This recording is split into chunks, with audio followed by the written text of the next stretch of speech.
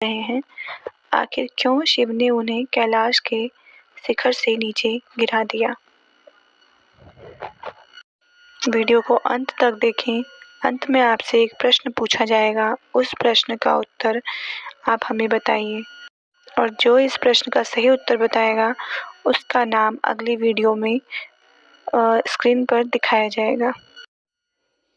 उनके बालों से बहने वाले जल से उनका कंठ पवित्र है और उनके गले में सांप है जो हार की तरह लटका है और डमरू से डमट डमट डमट की ध्वनि निकल रही है। भगवान शिव शुंभ तांडव नृत्य कर रहे हैं। वे हम सबको समर्था संपन्नता प्रदान करें। मेरी शिव में गहरी रुचि है, जिनका सिर अलौकिक गंगा नदी की बहती लहरों की धाराओं से सुशोभित है, जो उनकी बालों की उलझी जटाओं को गहराई में उमड़ रही है, जिनके मस्तक की सतह पर चमकदार अग्नि प्रज्वलित है और जो अपने सिर पर अर्धचंद्र का आभूषण पहने हैं। मेरा मन भगवान शिव अपनी खुशी खोजे अद्भुत ब्रह्मांड के सारे प्राणी जिनके मन में मौजूद है, जिनकी अर्धांगिनी पर्वतराज की पुत्री पार्वती है, जो अपनी कृपा करुणा दृष्टि से असाधारण आपदा को नियंत्रित करते हैं और जो सर्वत्र व्याप्त है और जो दिव्य लोकों को अपनी पोशाक की तरह धारण करते हैं। मुझे भगवान शिव में अनोखा सुख मिले, जो सारे जीवन के रक्षक हैं। उनके रेंगते हुए सांप का फन लाल भूरा है और मणि चमक रही है। ये दिशाओं की देवियों के सुंदर चेहरों पर विभिन्न रंग बिखेर रहा है, जो विशाल मदमस्त हाथी की खाल से बने जगमगाते तुशाले से ढका है। भगवान शिव हमें संपन्नता दे, जिनका मुकुट चंद्रमा है, जिनके बाल लाल नाग के हार से बंधे हैं, जिनका पायदान फूलों की धूल के बहने से गहरे रंग का हो गया है और जो इंद्र, विष्णु और अन्य देवताओं के सिर से गिरती है। शिव के बालों की उलझी जटाओं से हम सिद्धि की दौलत प्राप्त करें, जिन्होंने कामदेव को अपने मस्तक पर जलने वाली अग्नि की चिंगारी से नष्ट किया था, जो सारे देवलोकों के स्वामियों द्वारा आदरणीय है, जो अर्धचंद्र से सुशोभित है। मेरी रुचि भगवान शिव में है, जिनके 3 नेत्र हैं, जिन्होंने शक्तिशाली कामदेव को अग्नि को अर्पित कर दिया।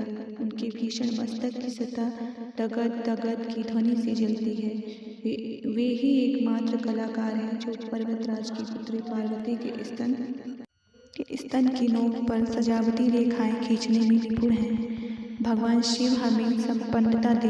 वे ही पूरे संसार का भार उठाते हैं, जिनकी शोभा चंद्रमा है, जिनके पास अलौकिक गंगा नदी है, जिनकी गर्दन गला बादलों के पर्वत से ढकी अमावस्या की अर्धरात्रि की तरह काली है। मैं भगवान शिव का प्रार्थना करती हूँ, जिनका कंठ मंदिरों की चमक से बंधा है, पूरे खिले नीले कमल के फूलों की गरिमा से लटकता हुआ, जो ब्रह्मांड की कालिमा सा दिखता है, जो कामदेव को मारने वाले हैं, जिन्होंने त्रिपुर का अंत किया, जिन्होंने सांसारिक जीवन के बंधनों को नष्ट किया, जिन्होंने बलि का अंत किया, जिन्होंने अंधक दैत्य का विनाश किया, जो हाथियों को मारने वाले हैं और जिन्होंने मृत्यु के देवता यम को पराजित किया।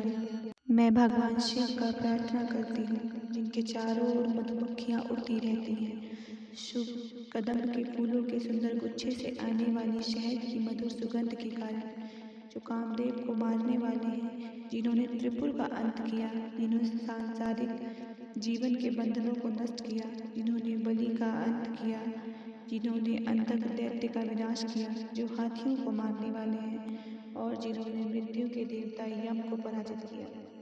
शिव जिनका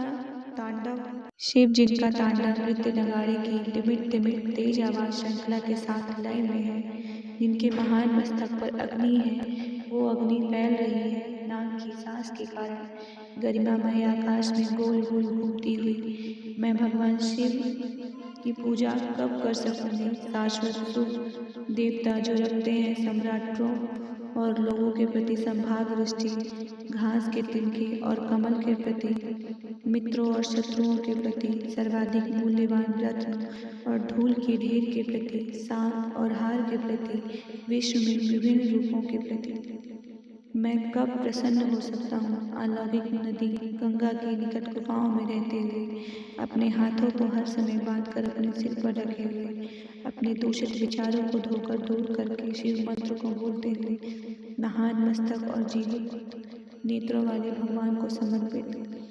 वह इस स्रोत को जो भी पढ़ता है, याद करता है, सुनता और सुनाता है, वह सदैव के लिए पवित्र हो जाता है और महान गुरु शिव की भक्ति पाता है।